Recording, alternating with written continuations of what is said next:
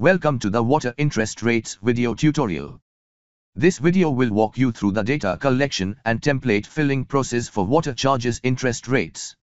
Digit Water and Sewerage module enables online processing of new connection requests, generation of water bills, and facilitation of bill payments.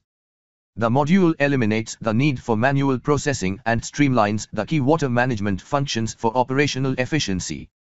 Interest is levied on the consumer in case the consumer fails to make the payment of the bill before the specified due date. Interest rates are calculated essentially on a daily percentage basis. Download the Masters Data Template.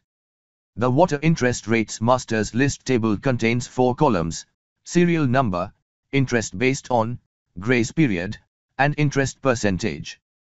Interest on water charges is generally calculated upon either the entire bill amount or the amount pending for payment. Note down this value in the first column. Data type for this is text.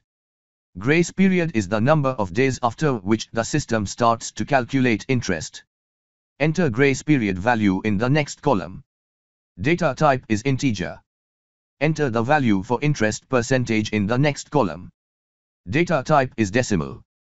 Refer to the checklist to ensure data accuracy and data entry requirements are met. For any queries or more information, please reach out to our technical support team for assistance.